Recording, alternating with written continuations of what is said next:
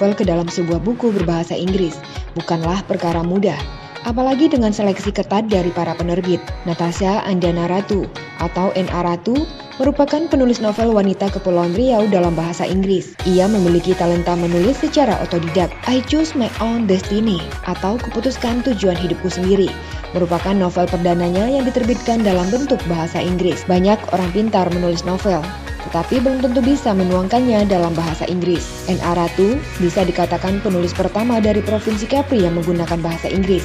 Putri bungsu dari tokoh masyarakat Kepri, Andi Anhar Halid ini pun aktif menulis pada platform online, tentu saja dengan bahasa Inggris. Pemirsa, N.A. Ratu akan berbincang bersama dengan Rida Kalyamsi dalam Highway 1 jam bersama Dato' Rida Kalyamsi, hanya di Tanjung Pinang TV.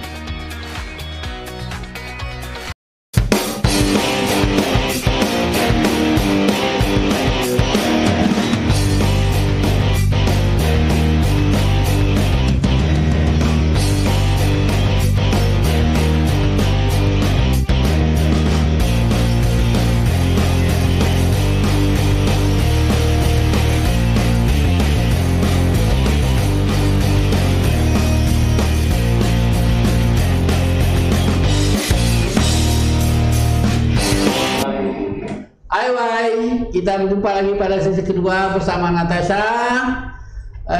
Oke, kita sudah ceritakan Natasha bagaimana dia berjuang menaklukkan Singapura, basis dari pendidikan awalnya di Tanjung Pinang, ke negeri yang sangat punya disparitas perkembangan teknologi, di mana dia harus belajar teknologi yang lebih maju di negeri yang lebih maju, dan itulah yang dia tempuh pada tahun-tahun pertama dia kuliah di sana sampai akhirnya dia bisa. Dan kemudian kita melihat dia berhasil menulis sebuah buku. Saya kemarin menghadiri acara peluncuran buku kamu di gedung daerah, dan saya kagum kamu bisa nulis buku itu.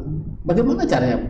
Kapan kamu memulai menulis buku atau mencintai menulis buku itu? Kamu kan pada waktu sekolah kan suka nari, suka bikin craft, bikin kerajinan segala macam seperti itu, nari pun hip hop itu. Nah, kamu menulis apa itu seperti apa? Kapan kamu mulai menulis seperti itu? Jadi seperti yang tadi saya bilang, karena emosi saya menurun, saya tak mau jadi salah satu orang yang self harm sampai nekat gitu.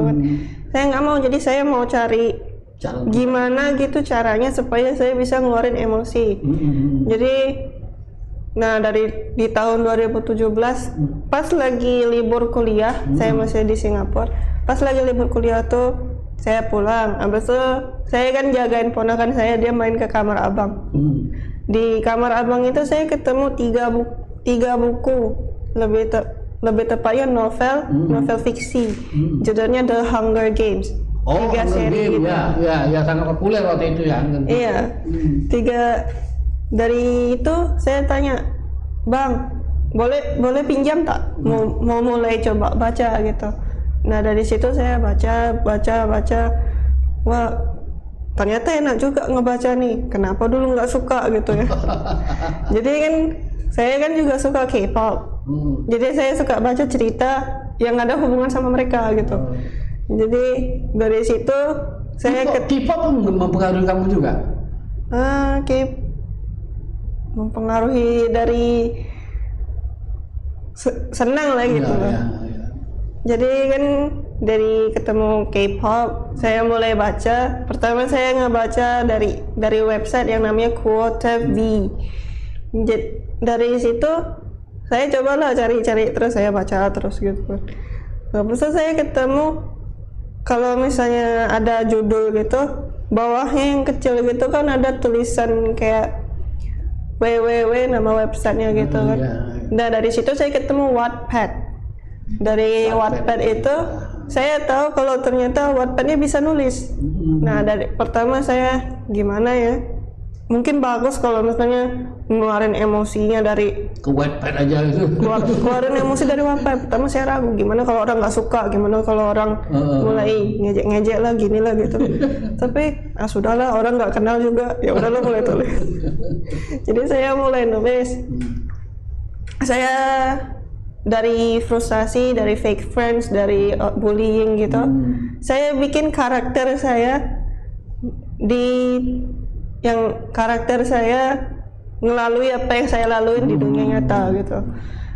Jadi dari situ pembaca mulai datang, mereka semua kasih support, bahkan sampai marah-marah orang yang jahat dalam buku ini ke karakternya. Buku di Wattpad kamu ya seperti itu di situ kamu di sana itu. Jadi responnya. Jadi tanpa saya sadari emosi saya membaik gitu gara-gara nulis di Wattpad gitu. Di Wattpad nih yang saya tulis fanfiction, jadi beda sama buku fiction biasa. Fanfiction ini kalau nggak tahu, fan itu artinya penggemar, fiction artinya fiksi. Jadi fanfiction ini cerita fiksi yang dibuat oleh penggemar.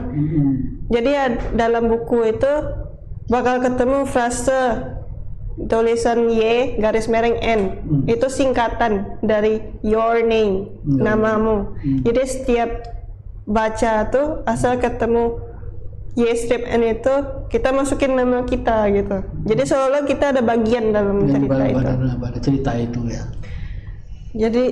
Jadi setelah itu ada orang bilang ini kan ada yang jahat dengan ngebulin yang your name nih. Contohnya Natasha lah gitu. Jadi ngebully Natasha gini. Oh orang ini jahat kali gini. Nah, jadi saya ngerasanya kayak pembaca saya ini marahnya ke mereka yang jahatin saya di dunia nyata. Jadi komentar positif. Ada beda kamu lah ya secara emosi. Iya, ada secara emosi ya. Nah itu membuat kamu lebih nyaman. Iya, jadi saya ngerasa kayak saya nih ada di dunia itu ada yang benar-benar nge-support gitu. Ada yang benar-benar nge-support. Ada pokoknya kayak punya teman curhat yang virtual gitu. Jadi tanpa saya sadar emosi saya membaik, percaya diri saya mulai meningkat gitu. Jadi intinya nulisnya lebih dari sekedar hobi atau passion. Terapi bagi kamu ya sebetulnya, terapi bagi penyembuhan emosi kamu menulis. Iya. Pokoknya dari setiap buku yang saya tulis ada bagian kecil yang ada diri saya dalam buku itu. Jadi emosi saya membaik, percaya diri saya meningkat. Jadi intinya nulis ini lebih dari sekedar hobi atau passion. Nulis ini adalah alat penyembuh yang Allah berikan untuk saya gitu. Dari situlah saya bertekad ingin nulis terus. Karena dengan nulis ini saya memang membaik, depression saya menghilang, saya sembuh total. Pokoknya saya lebih happy gitu. Lalu sampai kamu akhirnya setelah menulis itu kamu memilih menulis sebuah buku yang karena fanfiction ini kan nggak semua orang familiar, nggak semua orang ngerti. Masa aku juga tak begitu akrab nggak semua orang ngerti yang namanya fanfiction. Mereka pasti maunya yang buku yang benar-benar fiction gitu. Jadi saya bulatin tekad karena memang udah banyak yang baca, udah banyak yang support. Jadi saya bulatin tekad, saya buka laptop, saya mulai ketik ya. Jadi lahirlah buku itu. Oh jadi buku ini lahirnya daripada fanfiction itu. Kamu misalnya tema di sana itu atau memang kamu siapkan sebuah cerita, kerangka cerita seperti itu, lalu kamu print out keluar menjadi sebuah cerita? Atau ini bahagian dari cerita kamu semua atau kamu ini mungkin bakal dibilang aneh, tapi I chose my own destiny. Ini buku yang muncul dari mimpi saya. Kalau untuk banyak orang yang mimpi itu saat bangun tak ingat kan. Kalau saya ingat betul, jelas betul apa yang saya mimpikan. Jadi sebelum saya lupa, saya ambil notebook, saya tulis gitu semua oretan kecil gitu kayak paragraf gitu. Jadi dari paragraf yang kecil itu saya kembangin jadi cerita. Kamu tulis tiap hari kamu tambah terus ceritanya atau kamu tulis per chapter, satu hari satu chapter, satu hari. Kalau misalnya idenya lagi ngalir, satu hari saya bisa selesai 3-4 chapter. Tapi kalau misalnya lagi mampet, mau paksa ini kayak walaupun benar-benar stuck, benar-benar stuck, benar-benar mampet. Oke, jadi kamu pilih ini kan sudah kamu siap buku ini. Berapa lama kamu nulis buku ini sampai selesai? Kalau buku ini karena saya kuliah sama harus ngatur waktu gitu. Buku ini sekitar 6 bulan selesai. 6 bulan. Dan ini selesainya pas tahun 2017. Bukunya ini? Iya, pas tahun 2017, maaf, 2018. Setahun setelah saya ketemu Wattpad. Setelah kamu dapat menemukan Wattpad di sana, kamu coba berkali-kali kamu masuk ke dalam sistem penulisan di Wattpad, kamu menggunakan Wattpad sebagai bagian dari terapi penyembuhan emosi kamu, dan setelah itu kamu menemukan jalan keluar karena kamu yakin bahwa Wattpad itu tidak semua orang akrab, tidak semua orang membaca. Kamu memilih bahwa ini baiknya jadikan sebuah buku novel seperti bagaimana. Kalau kamu dari itu. Nah, dari situlah makanya lahirlah fiction karya saya. Karya itu fiction buku fiction kamu itu yang kamu tulis ini. Nah, ide ceritanya ini aku lihat di sini ada pampir macam-macam. Itu apa yang ingin kamu balas dendam sama orang yang bully kamu, atau kamu pampir kan bisa gigit orang? Balas dendam enggak. Saya orangnya sebisa mungkin tidak nyimpan dendam karena saya tahu efek buruknya. Pokoknya kalau dendam ini kan tidak akan ada akhirnya. Iya. Jadi kalau kamu bilang seperti itu, berarti kamu tidak pendukung film silatnya Chinese lah. Chinese kan filmnya dendam semua, dendam turun-temurun.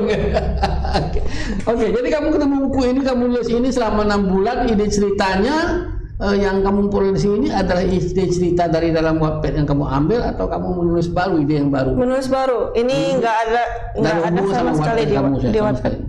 Jadi sebuah tokoh baru, semua baru, dan settingnya di Singapura ya? Settingnya di Singapura? Settingnya di dunia fiksi sendiri. Ini nggak ada di dunia. Nggak ada dunianya, nggak ada kotanya, tapi kotanya pasti mirip Singapura. Aku aja lihat-lihat seperti tak ada juga ya. Jadi 6 bulan kemudian ini, kemudian bukunya dicetak tahun 2020 ya. Nah, sebetulnya kenapa kamu tidak memilih menulis dalam bahasa ibu kamu, bahasa Indonesia? Kamu kan bisa kan sini. Kenapa kamu memilih bahasa Inggris itu? Saya milih bahasa Inggris karena saya punya tujuan sendiri. Dalam kehidupan sehari-hari, misalnya kayak saya scroll di Instagram, saya ada nengok komentar yang orang luar tapi di post sama orang Indo. Jadi itu ada yang komen dalam bahasa Inggris, orang Indo yang komentar. Ada orang lain yang komen juga, sok-sok lah bahasa Inggris, orang Indonesia pun katanya. Ada yang bilang kalau ngomong bahasa Inggris ini sombong. Saya pengen ubah sudut pandang itu. Ngomong bahasa Inggris itu tidak sombong, malah bagus untuk orang yang punya tekad untuk ke dunia internasional. Dari buku, dari wisata, dari apa gitu. Kan pasti mereka pengen ngerasain gimana sih kalau misalnya orang luar bisa tahu barang kita nih kayak mana. Dari situlah saya pengen kasih tahu ke mereka kalau bahasa Inggris ini penting untuk dapat impian itu. Menjadi warga dunia, menjadi masyarakat dunia. Buku ini pun kamu cerita kamu, gagasan kamu, kalau kamu bisa tulis dalam bahasa Inggris, kamu merasa bisa menulis untuk kepentingan dunia, tidak hanya untuk kepentingan kamu di Indonesia. Ini artinya kamu tetap sebagai seorang Indonesia, tapi kamu mencoba menjadi masyarakat dunia dengan buku. Ingin mengubah sudut pandang orang itu aja. Sudut pandang orang bahwa bahasa Inggris itu bukan bahasa Inggris itu bukan bahasa Inggris itu bahasa pemersatu dunia. Bahasa komunikasi dunia, bahasa dan juga karena pengaruh kamu juga tiap hari dengan Wattpad, dengan semua medsos sebagian besar, apalagi kamu tinggal di Singapura, sebagian besar itu ditulis dalam bahasa. Tapi kamu tetap juga menggunakan bahasa Indonesia. Atau kalau kamu kerinduan sama orang tua, keluarga, kan tetap kamu kasih dalam bahasa. Aku dengar bahasa Indonesia kamu masih bagus, tidak langsung hancur lebur karena bahasa Inggris masih tetap bagus, dan tak ada juga dialek Singapurnya, masih dialek Melayunya ke bahasa Melayu Singapura agak beda sedikit sebetulnya. Oke, jadi kamu udah buku ini buku pertama kamu novelnya? Kalau untuk fisik iya ini buku pertama, tapi kalau untuk virtual yang fan fiction ada sekitar 48 buku. Banyaknya, dan itu semua bisa di print out, bisa jadi buku, tidak? Kalau fan fiction ini dia ada peraturan. Fan fiction boleh dibuat tapi nggak boleh dijadiin jadi printing ini. Jadi sumber penghasilan tuh nggak boleh, itu ilegal.